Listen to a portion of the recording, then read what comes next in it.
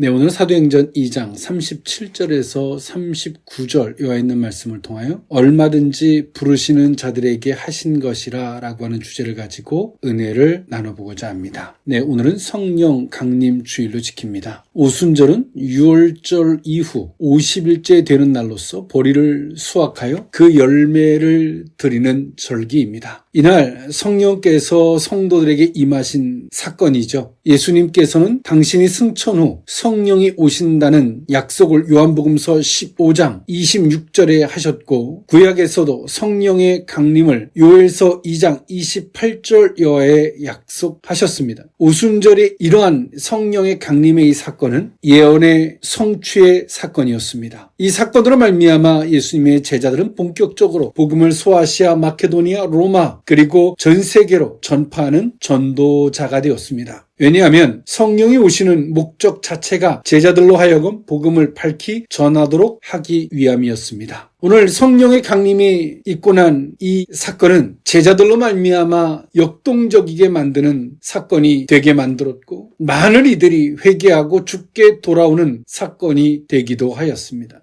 이 성령 강림이 있고 난 이후에 베드로는 그 많은 무리들 앞에서 당당하게 설교를 하였습니다. 이 성령의 강림으로 영적 무장을 하게 된 베드로가 오순절을 지키기 위해서 예루살렘에 올라온 많은 유대인들을 대상으로 말씀을 증거했습니다. 이 사건으로 말미암아 3,000명이나 되는 사람이 회개하는 결과를 가져오게 됐습니다. 바른 말씀의 증거와 역동성 있는 설교는 운동력 있어 좌우의 날선 어떤 것보다 예리하여 혼과 영과 및 관절과 골수를 쪼개기에 부족함이 없다라는 히브리서 4장 12절의 말씀과 같이 베드로의 설교는 그러하였습니다. 오늘 이 베드로의 이 설교 앞에서 많은 이들은 우리가 어찌했으면 좋겠느냐라는 고백을 하기에 이르게 되죠. 오늘 그 가운데서 이 말씀의 제목과 같이 얼마든지 부르시는 자들에게 하신 것이라. 하나님의 부르심에는 놀라운 은혜가 있습니다. 때론 하나님의 부르심은 때론 잘못 부르시는 것 같고, 때론 그 선택이 잘못된 것처럼 보일 때가 있습니다. 하나님은 우리를 많은 이들 중에서 골라 뽑은 셀렉션이 아니라 하나님 우리를 초이스하신, 선택하신 겁니다. 그 하나님의 선택 안에는, 그 부르심 안에는 어떤 것들이 포함되어 있냐면 하나님께서 이미 우리의 모든 것을 아시고, 우리의 부족함, 때로 우리의 어리석음, 우리의 무지함, 이 모든 것들을 아시고 우리를 부르셨다는 겁니다. 그 부르심 안에는 하나님께서는 아심과 그 모든 것들을 하나님께서 가능케 하시고 채워주심의 역사가 포함되어 있다는 것이죠. 구약의 이스라엘을 출애굽시키기 위해서 하나님께서는 모세를 선택하셨고, 모세를 부르실 때 모세는 하나님의 선택이 잘못되었다라고 하나님 앞에 항변하였습니다. 그러나 하나님께서는 그 선택이 어떤 선택이었는지를 모세에게 말씀하셨죠. 하나님의 선택은 1.1핵이라도 부족함이 없습니다. 하나님께서는 아브라함을 선택하셔서, 때론 물리적인 자식에만 매몰되어 있었던 아브라함을 선택하셔서 영적으로 하나님을 경외하는 자까지의 자리까지 하나님은 그 아브라함을 이끌고 가셨습니다. 하나님은 모세를 선택하셔서 모세의 마음에 하나님의 뜻과 그 인도하심을 그 모세를 통해서 그 뜻을 이루어 가셨죠.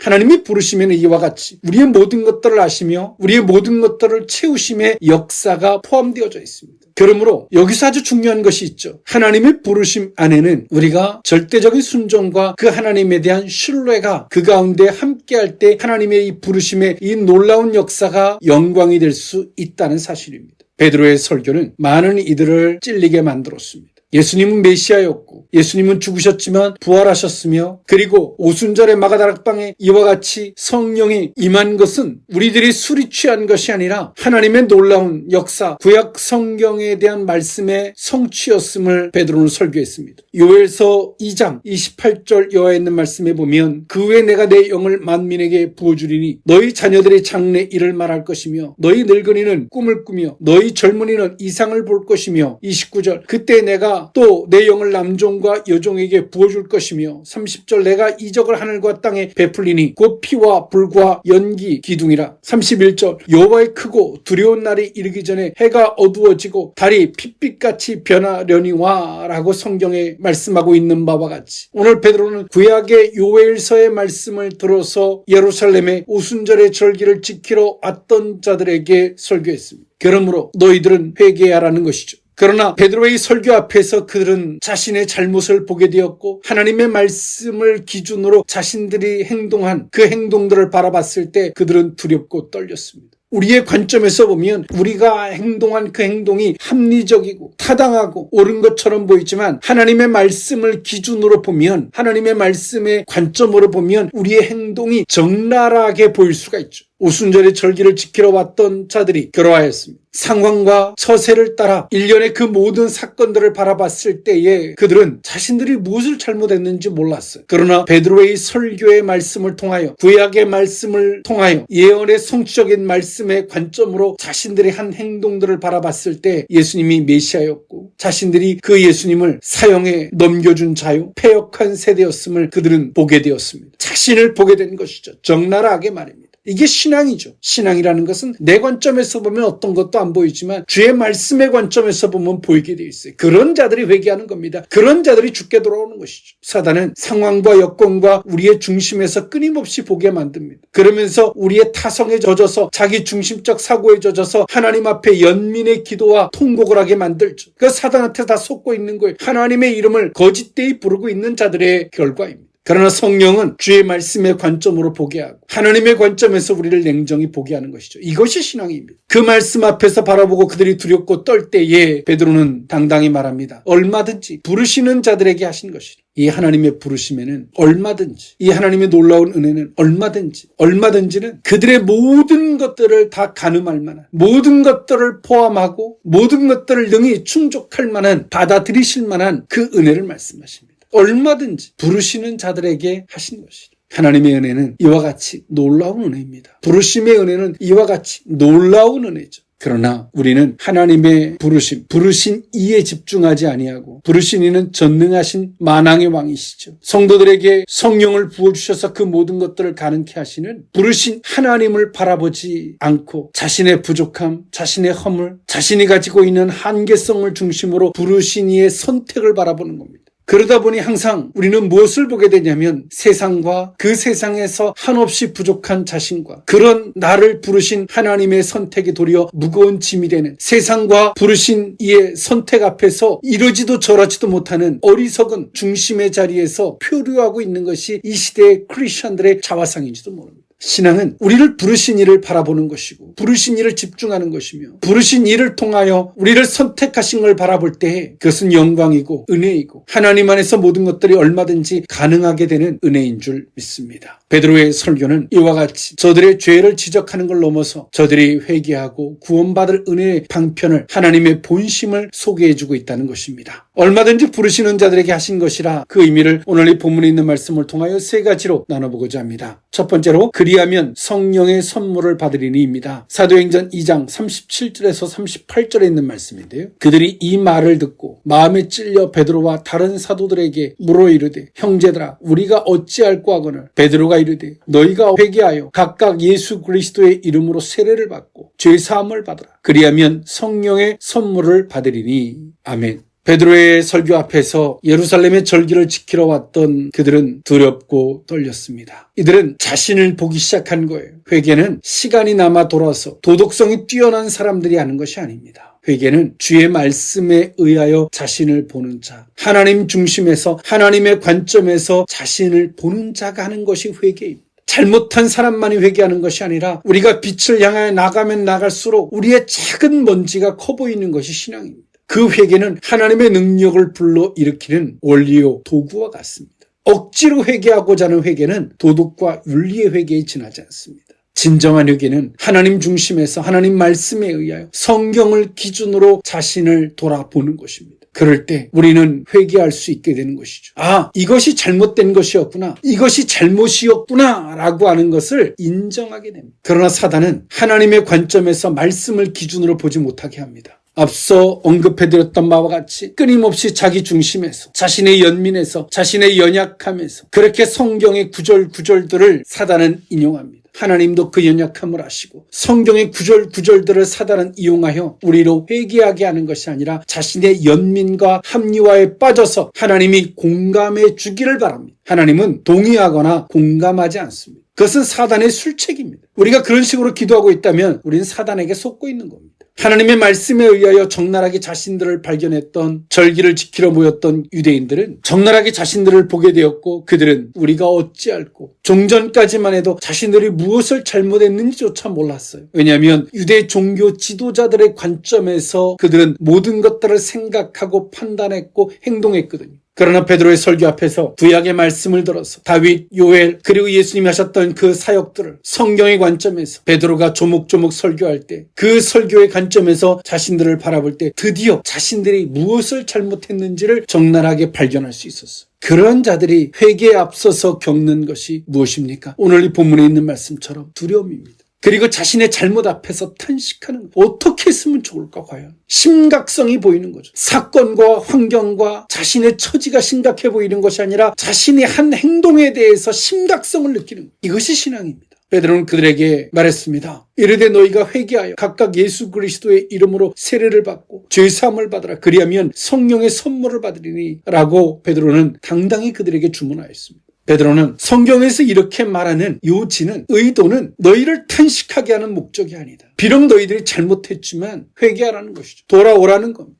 회개는 성경과 주의 말씀의 관점에서 바라보는 것이고, 그럴 때 자신을 적나라하게 발견하는 것이며, 그리고 그것을 인정하는 것이죠. 어찌할꼬 인정하는 것입니다. 하나님, 제가 잘못했습니다. 이거로만 끝나면 그것은 진정한 회개가 아니죠. 왜? 우리는 여기서 끝나면 그 죄를 대적할 만한, 죄를 이길 만한 힘이 아직 없잖아요. 진정한 회개는 그 다음 단계로 연결되어지는 것입니다. 예수 그리스도의 이름으로 세례를 받고 죄사함을 받으며 성령을 선물로 받는 것이죠. 그 예수 그리스도가 이런 나 때문에 돌아가셨음을 인정하는 거예요. 그리고 예수 그리스도로 말미암아 우리가 회개하여, 회개 자체로서 우리가 죄사함이 사라지는 것이 아니라 그런 나의 죄로 인하여 예수님이 십자가에 못 박혀 죽으셨음을 인정함으로 죄사함이 되어지는 겁니다. 우리는 착각을 해요. 내 회개 자체가 큰 능력이 있는 것처럼, 내 회개 자체가 잘못했습니다라는 자체로 죄가 사라지는 것 같이 착각을 합니다. 그건 세상의 논리예요. 그것은 죄를 자인하는 것이고요. 그런 죄를 위하여 예수님이 십자가에 못 박혀 죽으신 것을 인정하는 겁니다. 그럴 때 우리에게 예수 그리스도로 말미암아 죄사함이 이루어지는 겁니다. 이게 회개입니다. 세상 사람들도 회개해요. 잘못했습니다. 그러나 그리스도인들의 회개는 예수 그리스도의 이름으로 하는 거예요. 그분으로 인하여 우리의 죄사함이 이루어지는 그 회개를 하는 것이죠. 세상 사람들이 하는 그 죄 자체에 대한 회개가 아닙니다. 그런 자들에게 어떤 은혜가 있습니까? 다시금 죄를 범치 아니할 만한, 즉 다시 말해서 죄와 싸울 이길 힘을 하나님으로부터 부여받게 되는데, 그것이 무엇입니까? 성령의 선물입니다. 즉 하나님과 우리 사이에 죄로 가로막혔던 그 담이 무너짐으로 하나님과 화목하게 되고, 하나님과 예수 그리스도로 말미암아 주어지는 성령으로 말미암아 우리는 죄를 이길 수 있는 힘이 생기는 것입니다.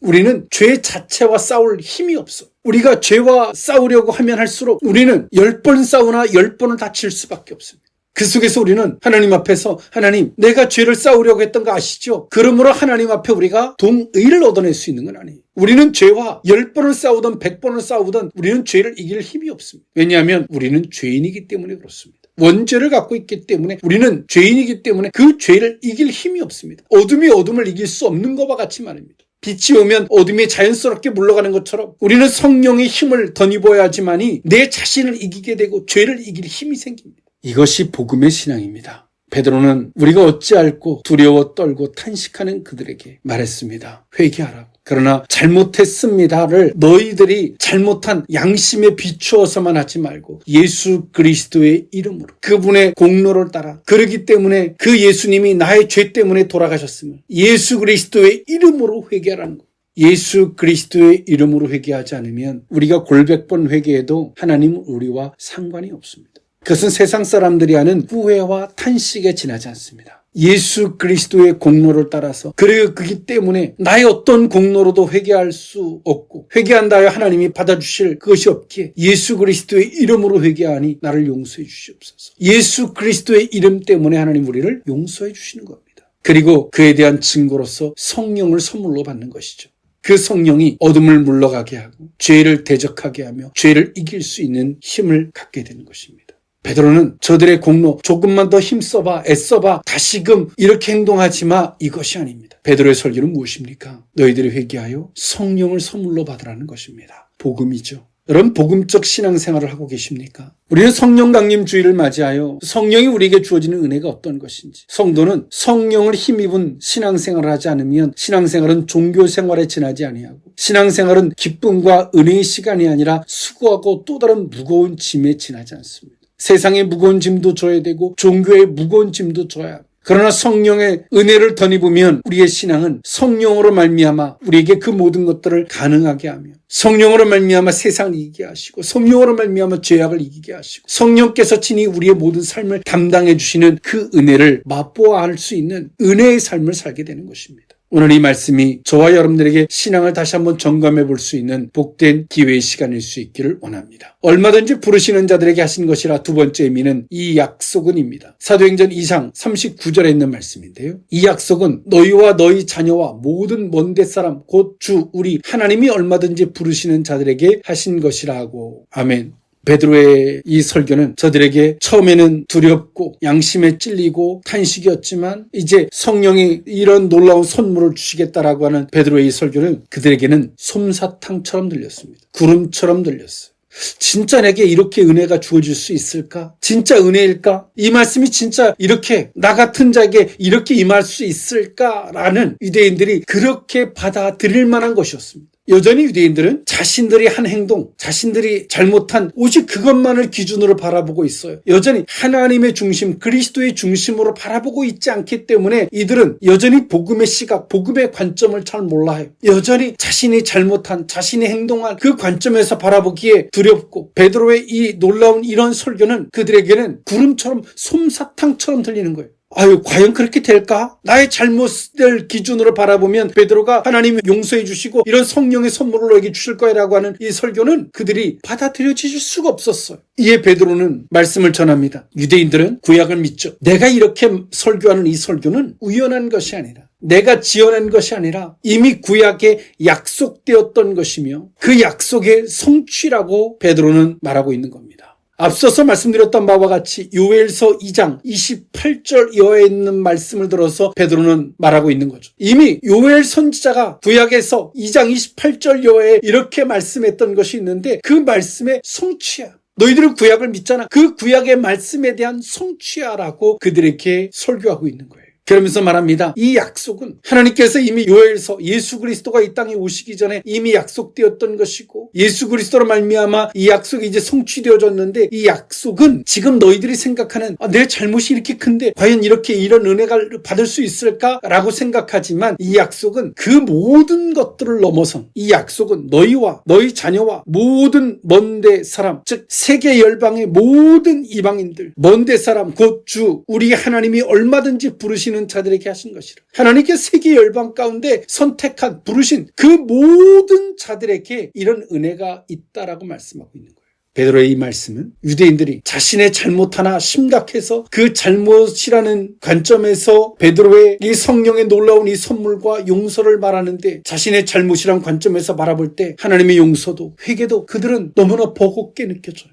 예수 그리스도와 하나님이 배제되어져 있는 이들의 관점은 성령의 놀라운 선물을 베드로가 말씀을 전하지만 이 말씀은 그들에게는 꿈 같은 이야기에 지나지 않았어요. 그런데 베드로가 구약 선지자 요엘 선지자의 예언의 말씀을 인용하여 이 약속은 얼마든지 지금 너희들을 넘어서 너희 자녀까지 더 넘어서 세계 열방에 선택한 모든 자들에게 가능한 것이다라고 이야기하고 있는 거예요. 율법적 관점은 우리의 잘못한 것을 기준으로 모든 걸 계속 보게 돼요. 그러나 그 회개는 진짜 회개가 아니죠. 회개한다고 해서 그 잘못에서 벗어날 수도 없는 회개를 계속 반복하는 거예요. 그러나 복음적 회개는 그러기 때문에 예수 그리스도 안에서 회개하는 것이죠. 그러기 때문에 예수 그리스도의 이름으로 회개한 그들에게 그 죄를 이길 성령의 은혜를 받게 되는 것이죠. 이것이 복음적 신앙관입니다. 그리고 베드로는 유대인의 관점에서 이것은 내가 지어낸 말이 아니라 이미 구약 선지자 요엘 선지자가 했던 말임을 언급하므로 이 말씀은 지금 너희들이 보고하는 그것을 넘어서 너희와 너희 자녀와 세계 열방의 모든 자들이 하나님께서 부르신 그들에게 다 가능한 일임을 베드로는 설교하고 있는 겁니다. 여러분, 어떤 관점에서 회개하고 어떤 관점을 가지고 신앙생활하고 계십니까? 오늘 우리는 성령 강림주의를 맞이하여 우리의 관점이, 우리의 시각이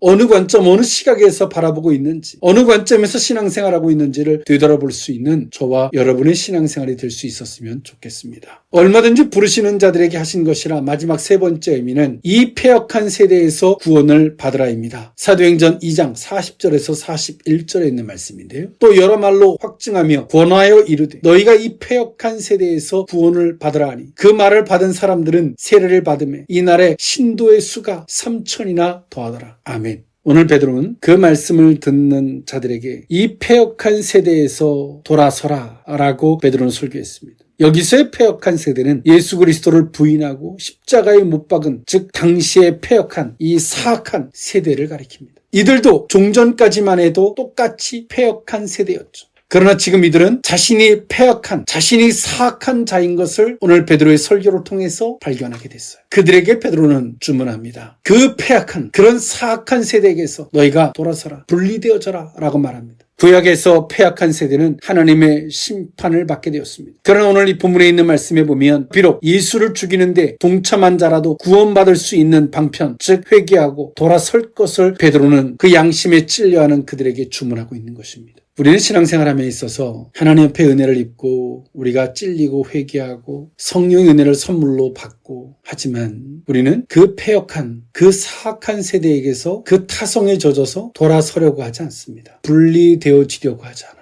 그냥 타성에 젖어서 성령의 은혜를 소멸하고 살아요. 그러나 베드로는 어떻게 설교합니까? 그 패역한 세대에게서 구원을 받으라. 분리되어지라는 거죠. 돌아서라는 겁니다. 그것이 잘못되었다라고 인정했다면 그 잘못하는 자리에 너희가 그 무리에 껴 있었다면 그 무리에서 벗어나라는 거예요. 그렇게 똑같은 타성에 젖어서 계속 그 생활을 반복하지 말라는 것이죠. 하나님께서 우리에게 성령의 은혜를 선물로 주어졌을 때 마가다락방에서 예수님의 제자들과 사도들이 성령의 큰 은혜를 선물로 받았습니다. 비겁하고 도망치고 변명하는 이들이 성령의 충만한 은혜를 입고 나서 이들은 기적을 일으키는 자가 되었고 능력을 일으키는 자가 되었고 어떤 핍박과 겁박에도 당당히 맞서는 자들로 이들은 거듭났죠. 그런데요, 이들이 이런 성령의 은혜를 입고 나서도 여전히 패역한 세대와 같이 동고동락하며 패역한 세대의 그 사고방식 속에 그 타성에 젖어서 살아가고자 했다면 어땠을까요? 그 성령을 계속 소멸했겠죠. 우리는 회개하고 돌이키고 성령의 은혜를 덧입을 때에 우리는 작은 것 하나에도 때론 두렵고 떨림을 느끼며 그 죄악에 대해서 엄청난 거부감을 갖게 돼요. 그러나 우리가 타성에 젖어서 살면 살수록 어떻게 하냐면 그 작은 것쯤은 그냥 아무렇지도 않게 대수롭지도 않게 그냥 넘어가요. 아유 굳이 뭐 이 작은 것까지 이렇게 해야 되나? 그냥 그렇게 타성에 젖어가요. 그만큼 우리는 성경을 소멸해가는 거예요. 베드로의 말씀 앞에 3,000명이나 넘는 사람들이 회개하고 주 예수 그리스도의 은혜를 덧입었습니다. 이제 이들은 다시 가정으로, 다시 직장으로, 다시 자신들이 처해져 있는 환경으로 돌아가야 합니다. 오늘 베드로의 설교는 무엇입니까? 오늘 너희들이 이렇게 놀라운 은혜를 입었지만 너희들이 일상의 삶으로 돌아갔을 때 너희들이 어떻게 행동해야 되는지를 베드로는 주문하고 있는 거예요. 이 말씀은 무슨 말씀일까요? 이 성령의 은혜가 계속 유지되어지려면 너희들이 어떻게 해야 되는지를 말하고 있는 겁니다. 그것이 계속 유지되어지려고 한다면 너희들은 종전까지는 이 패역한 세대에 같이 동참했지만 이제 너희들이 다시 일상의 삶으로 되돌아간다면 너희들은 그 패역한 세대에게서 너희들이 이제 돌아서야 된다. 구별된 삶을 살아야 한다라고 베드로는 주문하고 있는 거예요. 왜요? 그렇게 할 때만이 지금 너희들이 받은 이 은혜를 유지해 갈 수 있다는 거예요. 구원의 감격과 성령의 충만한 은혜를 계속 유지해 갈 수 있다는 거예요. 우리는 일상의 삶 속에서 익숙하게 젖어감 속에서 어지간한 것 정도는 거부감을 느끼지 못해. 그냥 젖어 사는 거죠. 하나님께서 세미하게 말씀하시는 주의 음성도 듣지 못합니다. 뭔가 우리의 삶에 큰 이변 정도가 오거나 망조가 들거나 어느 정도까지 가야지만이 그제서야 두려움과 그제서야 심각성을 느끼는 양심에 화인 맞은 자처럼 느낄 수 없는 자가 되는 거죠. 교만하고 거만한 자가 되는 거예요. 베드로의 설교는 현재형으로만 끝난 것이 아니라 이와 같이 그들의 과거에 어떤 행동을 했는지 그 과거를 통하여 냉정히 바라보게 하고 현실, 그러므로 너희들은 예수 그리스도의 이름으로 회개를 받고 성령의 주시는 선물을 받으라고 주문했던 현재형의 설교를 했던 베드로는 이제 내일의 설교를 하고 있는 거예요. 이것이 유지될 수 있도록 해야 된다. 구별된 의식, 그 패역한 세대에게서 분리되어진 그런 의식의 삶을 살아야 한다라고 베드로는 주문해주고 있는 겁니다. 그러려면 어떻게 해야 될까요? 당연히 외로울 수밖에 없고 힘들 수밖에 없고 깨어있을 수밖에 없고 항상 의식하고 신경 쓸 수밖에 없겠죠. 그러나 우리의 일상의 삶 속에서 그런 것이 때로는 불편할 수 있어요. 그런데요, 불편할 줄 몰라도 그 속에서 성령이 우리와 교제하고 성령의 역사가 유지되어진다면 얼마나 큰 은혜가 될까요? 말씀을 정리할까 합니다. 율법적 신앙과는 우리의 행위와 우리의 잘못을 기준으로 모든 것들을 바라보게 하는 일반적 회개의 관점이고, 복음적 회개는 말씀과 하나님을 기준으로 우리의 자신을 바라보고 그 심각성과 그 모든 것들을 인정하는 것이며, 그러므로 우리 자신으로서 회개하는 것이 아니라 우리의 이런 나를 위하여 십자가에 못 박혀 죽으신 예수 그리스도의 이름으로 회개하는 것이고, 더 이상 내 힘으로는 죄를 이길, 내 자신조차 이길 힘이 없기에 성령의 힘을 요청하는 것입니다. 그리고 성령의 은혜로 거듭나는 것이죠. 이것이 복음적 신앙입니다. 하나님의 부르심에는 이와 같이 이미 모든 것들을 아심과 그리고 모든 것들을 가능케 하심을 포함하고 있는 것입니다. 그러기에 우리는 주의 말씀대로 순종함과 아멘으로 그 앞에 서는 우리들의 모습이 필요한 줄 믿습니다. 기도하겠습니다. 사랑의 하나님, 하나님의 약속은, 하나님의 부르심은 얼마든지 부르시는 자들에게 하신 것이라. 하나님의 부르심은 모든 것들을 아시며 모든 것들을 가능케 하시는 전능자의 은혜가 포함되어 있는 줄 믿습니다. 주여, 오늘 우리에게 율법적 신앙관이 아닌 복음적 신앙관이 되게 하여 주시옵소서. 오직 우리를 부르신 이로 말미암아 부르심을 바라보게 하사 그 부르심이 감격과 은혜요 기쁨과 영광이 되게 하여 주옵소서. 축복하옵고 예수님의 이름으로 기도하옵나이다. 아멘.